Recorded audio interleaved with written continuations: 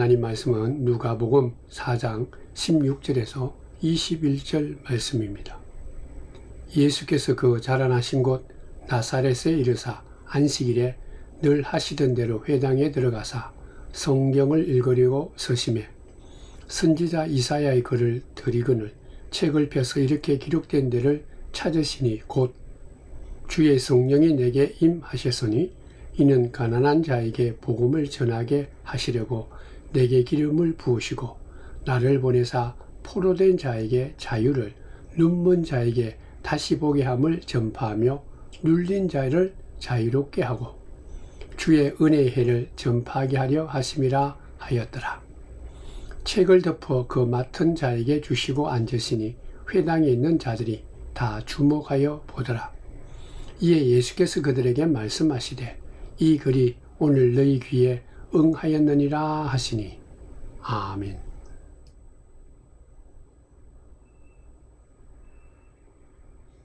사랑하는 성도 여러분, 주의 크신 종이 충만하기를 축원드립니다. 오늘은 성령 강림 주일입니다. 예수님께서 부활하신 지 50일째 되는 오순절이기도 하고요. 초대교회에 성령이 임하여 기독교 공동체, 교회가 새롭게 태어난 절기가 바로 성령 강림절입니다. 우리가 예수를 믿으면서 가장 자주 듣게 되는 말 가운데 하나가 성령 하나님이죠. 그리고 또한 우리가 기도할 때마다 간절히 원하는 소원이 하나 있는데 성령이 임재하는 기도입니다. 또한 나아가서 우리 하루하루의 삶이 성령 충만한 삶이 되기를 원합니다. 그렇게 원하죠. 그렇다면 과연 성령이란 어떤 분일까요? 성령이 또한 하시는 일이 뭘까요? 또한 나아가서 어떻게 해야만 성령의 충만함을 얻을 수 있을까요? 우리가 성부 하나님에 대해서는 그래도 존재하고 계신다, 창조주다, 그걸 알고 있죠.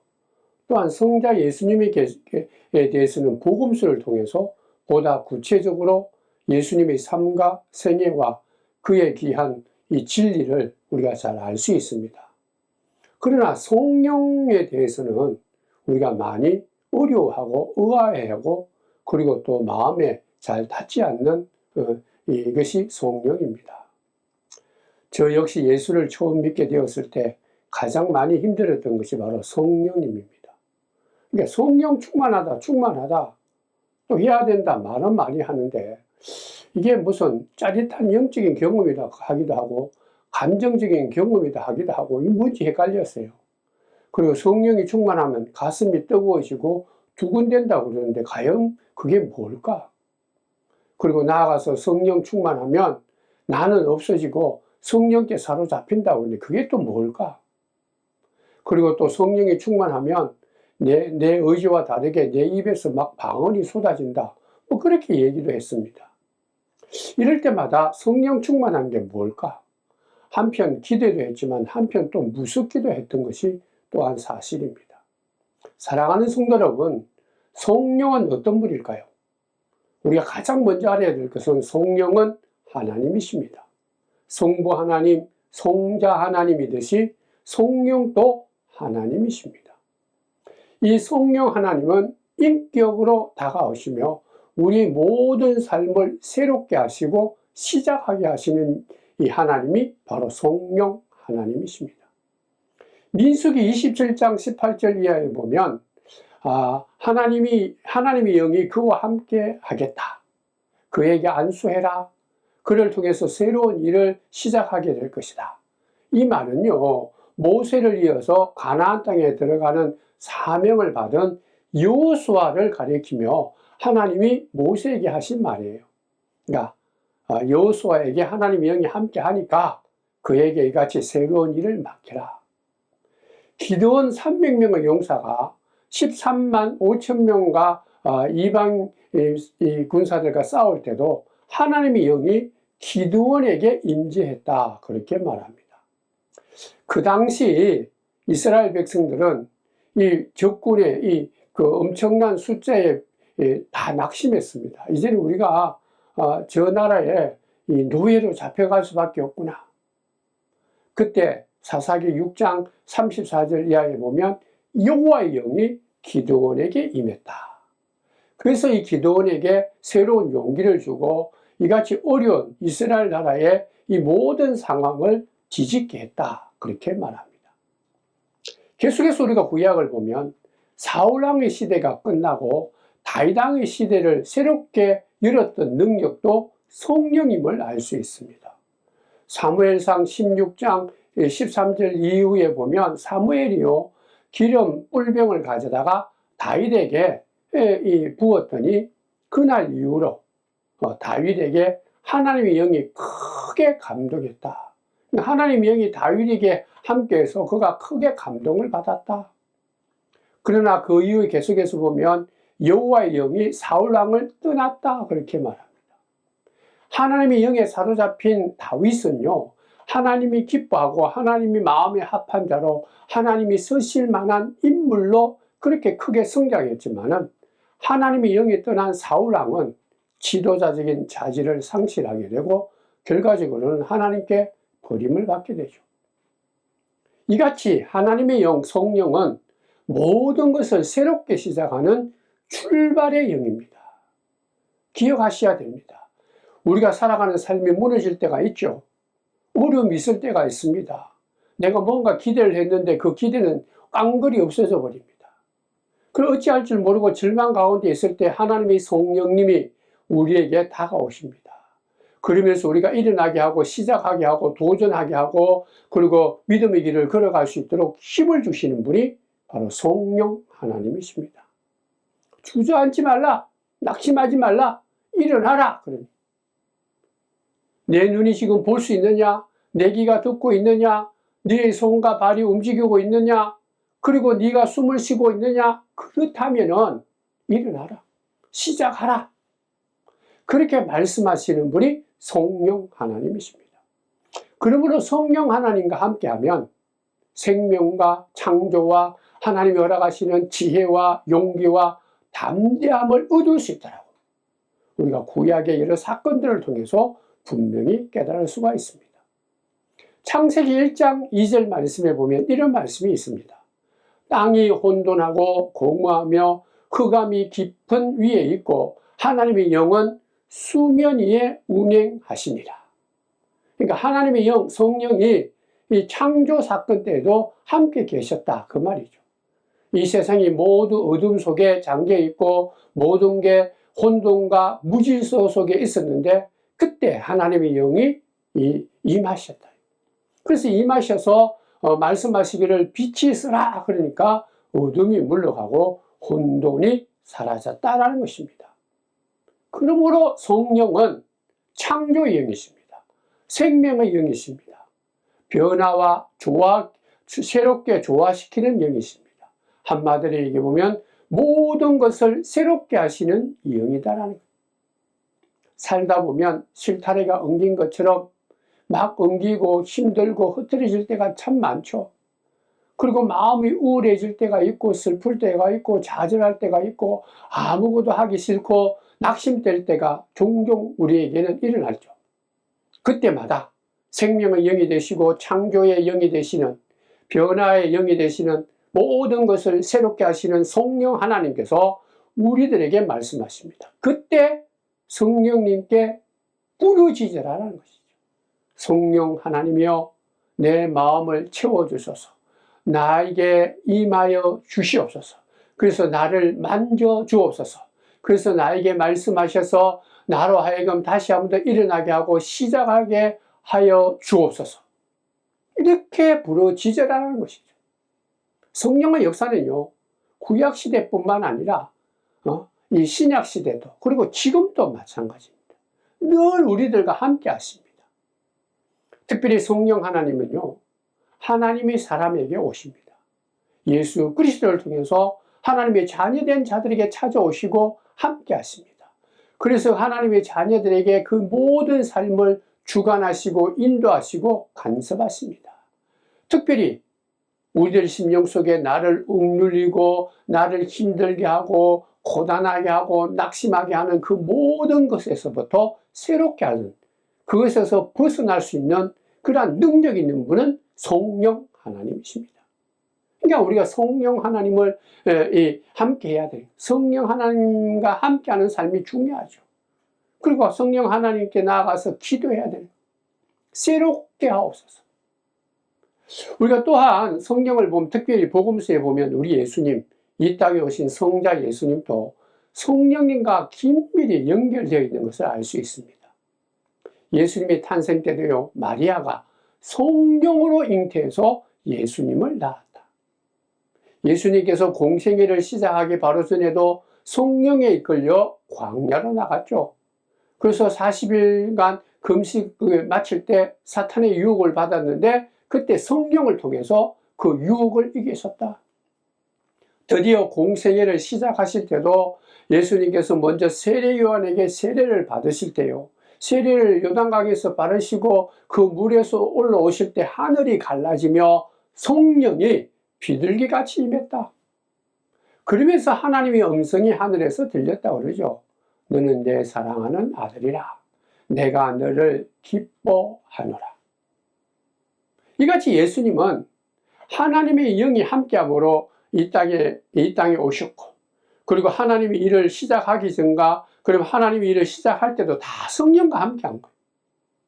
그리고 나아가서 하나님이 일을 할 때도 성령과 늘 함께함으로 인해서 하나님이 바로 사랑하는 아버지다, 아빠 아버지다 라는 것도 더 많이 확신하게 되고 경험한 것이죠. 성령 안에서 예수님 자신이 하나님의 아들이요 메시아 된 것을 늘 마음속으로 깨닫게 되고 확신하게 된 거예요. 오늘 본문 말씀은요, 바로 이같이 예수님께서 왜 이 땅에 왔는지, 인간의 몸을 입고 왜 왔는지, 그리고 와서 해야 될 일이 무엇인지 그 모든 것을 깨닫게 하고 그 귀한 사명을 선포하게 한 것이 성령 하나님과 함께 했기 때문에, 성령 하나님과 함께 함으로 예수님께서 자기의 사명을 알게 되고 그 사명을 이 땅에 선포했다라는 것이 오늘 본문의 말씀입니다. 예수께서 고향 나사렛에 이르러 해당에 들어가죠. 그날이 안식이 되었습니다. 그래서 예수님은 해당장에게 성경을 달라라고 말씀하시면서 이사야의 글을 찾으시고 이렇게 선포하십니다. 그게 오늘 본문 누가복음 4장 18절 말씀입니다. 주의 성령이 내게 임하셨으니 이는 가난한 자에게 복음을 전하게 하시려고 내게 기름을 부으시고 나를 보내사 포로된 자에게 자유를, 눈먼 자에게 다시 보게 함을 전파하며 눌린 자를 자유롭게 하고. 여기서 성령께서 임하셔서 기름 붓는다. 성령이 내게 임해서 내게 기름을 부으셨다. 이게 무슨 뜻일까요?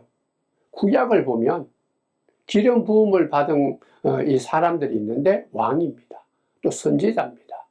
그리고 또 제사장이 세움 받을 때 이 기름을 부었다. 이게 무슨 말인가 하면 이제 그들은 너 자신의 인간적인 어떤 개인의 삶을 살아가는 것이 아니라 이제는 선택된 백성, 이스라엘 백성들을 위해서 너의 인생을 살아야 된다. 그런 사람들에게 기름을 붓게 한 거예요. 그러니까 하나님을 위해 세움을 받았다. 너의 삶은 이제 하나님이 일을 구체적으로 해야 된다. 왕이든 제사장이든 선지자든 그러다. 그러니까 구약시대 때 왕으로, 제사장으로, 선지자로 선택받아서 성령의 이 기름을 부음 받았다라는 이 얘기는 한마디로 얘기해 보면 하나님이 허락하신 공동체를 위한 사명을 받았다라는 얘기. 이 말씀을 지금 우리가 쉽게 얘기해 보면 우리가 예수를 믿고 성령의 기름 부음을 받았다, 성령의 충만함을 받았다라는 얘기는 우리 인생의 방향이, 우리 인생의 주인이 바뀌었다. 우리가 완전히 새롭게 되었다라는 얘기입니다. 이때까지는 내 자신을 위해서, 내 이익을 위해서, 내 욕심을 위해서 살았다면 이제는 하나님을 위해서, 또 교회 공동체를 위해서, 하나님 나라를 위해서 살아야 된다, 그런 뜻입니다. 그러니까 너는 이제부터 하나님의 사람이다, 하나님께 택함을 받은 주의 백성이다. 그걸 위해서 너는 성령 충만함을 받았다, 하나님의 사람으로 세움을 받았다라는 거예요. 이제부터는 너는 네 자신을 위한 인생에서 멈추어서는 안 된다. 거기서 더욱더 나아가서 하나님이 위한 삶을 살아야 된다. 하나님을 기쁘게 하는 인생을 살아야 된다. 허락하신 교회에 헌신하고 봉사하고 섬겨야 된다. 나아가서는 이 땅에 하나님의 나라와 의를 선포하면서 살아가야 된다. 너 자신만을 들여다보면서 너무 주저앉지 말라, 낙심하지 말라.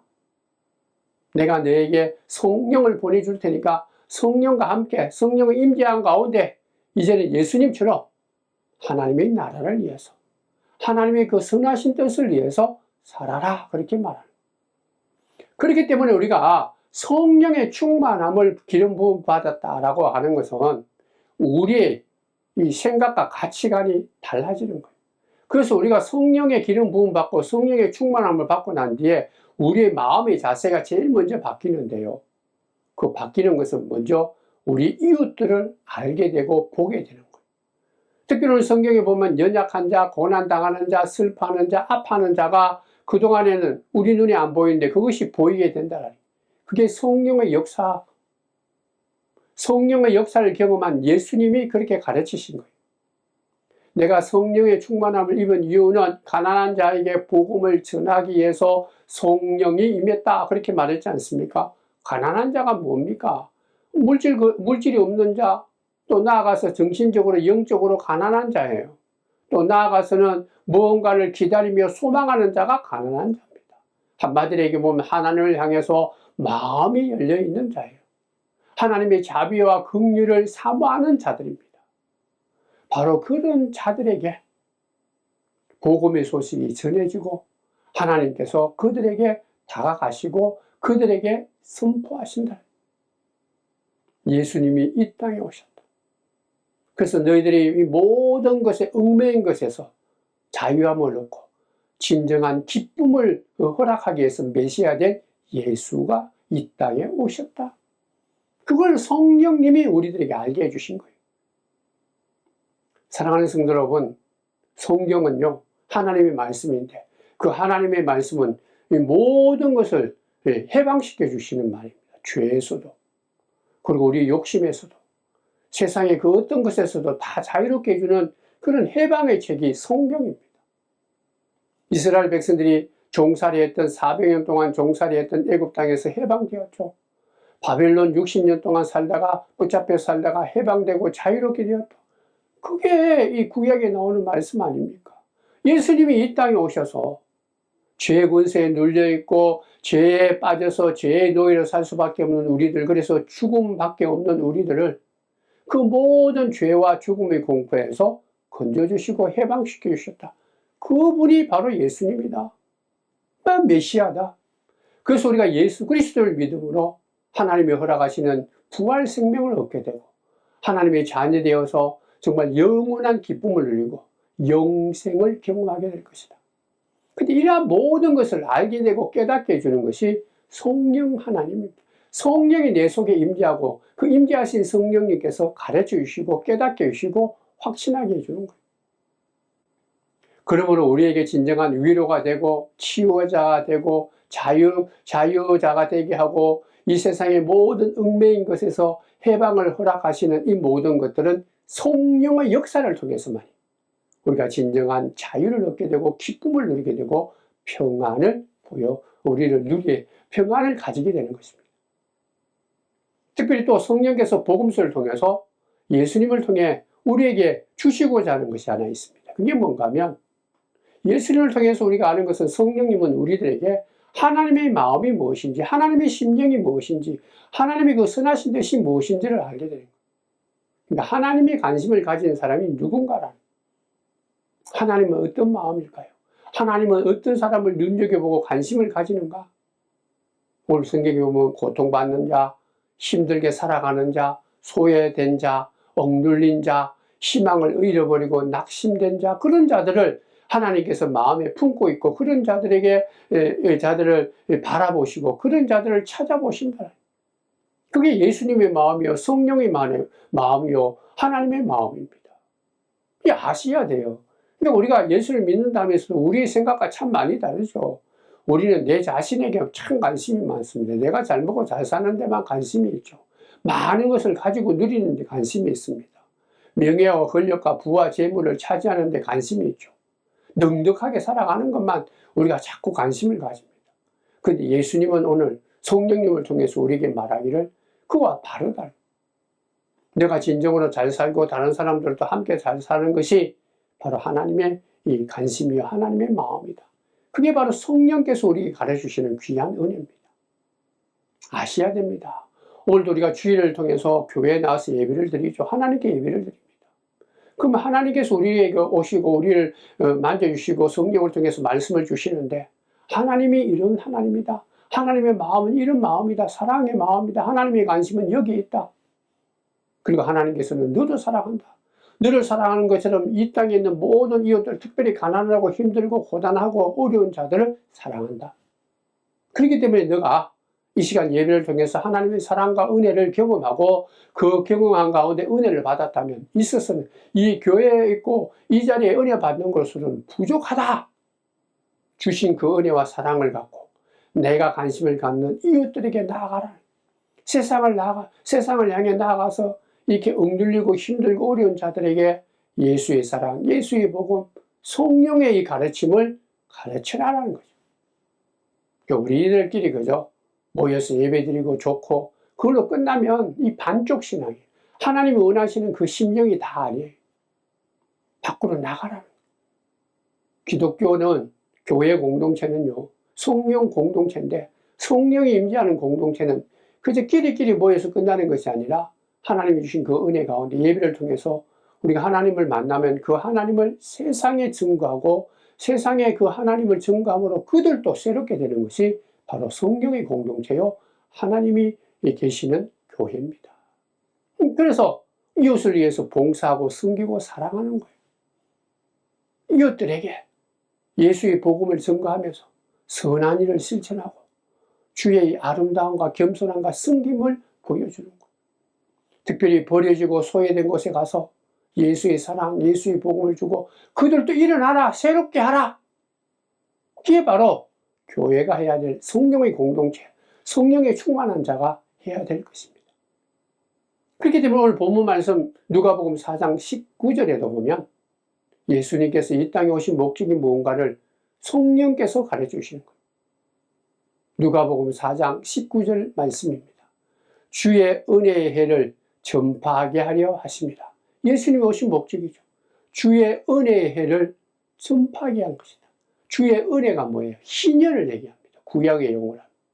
이 희년은 기쁨을 얘기하고 해방을 얘기합니다. 예수님께서 이 땅에 오셔서는 바로 이러한 희년을 선포했다는 기쁨과 희망과 이 모든 것에서 새롭게 하는 그 희년, 이걸 선포하기 위해서 오셨다라는 거예요. 구약에 보면 안식년을 7번 곱하면 49년이 되는데요. 그 49년 다음에 50년이 될 때 희년을 선포하라. 레위기 25장에 그렇게 기록되어 있습니다. 이때는 모든 빚도 다 탕감해주고 억압받던 노예들도 해방시켜주고 그리고 개인적으로 내면의 관계뿐만 아니라 사회적인 관계 이 모든 것에서 자유와 해방을 선포하는 것이 희년입니다. 굉장히 중요한 그런 어떤 절기죠. 예수님께서 바로 이 땅에 오셔서 우리에게 주신 것이 바로 희년의 기쁨입니다. 희년의 이 해방입니다. 그걸 성령님이 우리들에게 가르쳐 주신 거예요. 예수님이 오셨는지. 누가복음 4장 20절과 21절에 있는 말씀입니다. 회당에 있는 자들이 다 주목하여 보더라. 이에 예수께서 그들에게 말씀하시되 이 글이 오늘 너희의 귀에 응하였느니라 하시니 이게 무슨 뜻인가 하면 구약 성서에서 계속해서 이스라엘 백성들에게 주신 너희들이 기대하고 바라보는 그 메시아가 바로 이 땅에 오신 예수 그리스도다. 너희들이 보는 예수 그리스도다.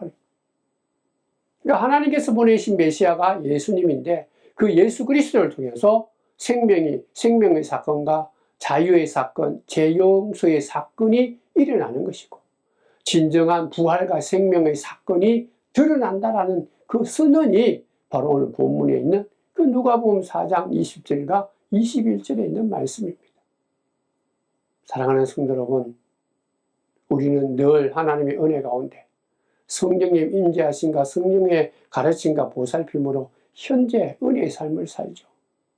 이 현재는 예수 그리스도와 함께 성령과 함께 살아가는 삶이에요. 그래서 예수님이 우리의 소망이 되고 생명이 되고 치유자가 되고 회복자가 되고 진리가 되고 나의 전부가 된다 라는 것을 우리가 알게 되죠. 우리를 죄에서 구원해 줄 뿐 아닙니까? 그러므로 우리가 오늘도 예수님의 이름으로 하나님 앞에 나와서 예배드리고 예수 그리스도를 나의 구주로 고백하면서 하나님이 허락하시는 기쁨과 자유와 소망을 누리게 되는 것이죠. 그렇게 인도하고 그렇게 깨닫게 해주시는 분이 성령 하나님, 성령 하나님만이 예수님이 나의 구원자, 구세주다, 그리스도다, 메시아다. 그 예수를 통해서 하나님께 나아가는 이 모든 것들을 성령님이 가르쳐주시고 깨닫게 해주시고 또 함께 하신다. 그러므로 오늘도 우리는 예수 이름으로 나와서 하나님께 간구할 때도 성령의 도움을 받아야 돼요. 성령 하나님이요, 내 속에 억눌린 것이 있습니다.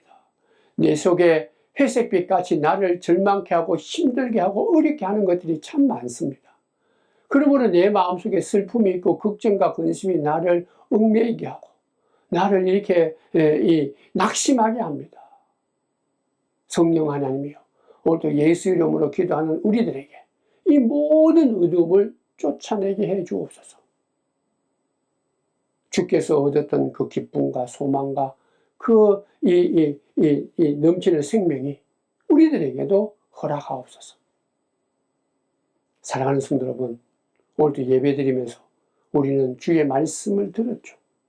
근데 이 말씀이 나에게 진정한 길이요, 진리요, 생명이 되고 새롭게 되기를 원한다면 성령님의 힘을 빌어야 돼요.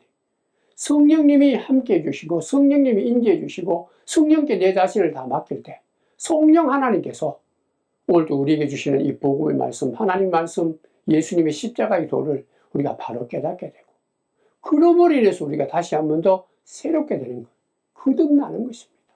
잘못된 것은, 우리가 왜곡된 것은 고치고요, 억눌렸던 것은 다 해방되고 잔뜩 이 땅에 살면서 우리를 주눅들게 하고 낙심되게 한 것은 우리가 일어날 수 있는 힘과 용기와 능력을 얻게 해요.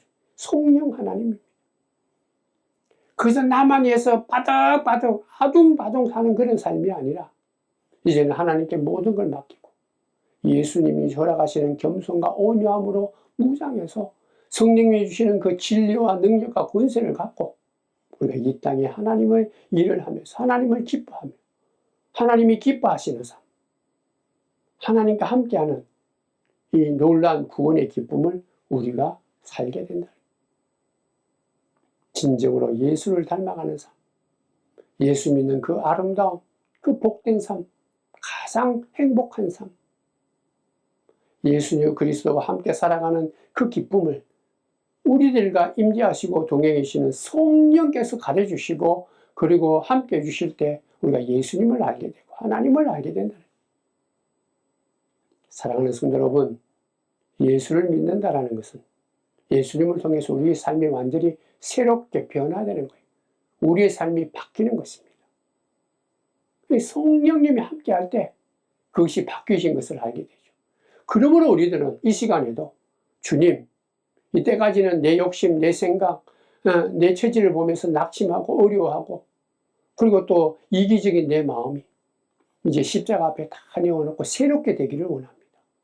성령님이여 이 시간에 임재하셔서 그것을 깨닫게 해주시고 새롭게 해주시고 주님만 바라보는 오직 예수로 살아가는 예수 안의 기쁨을 누리게 하옵소서.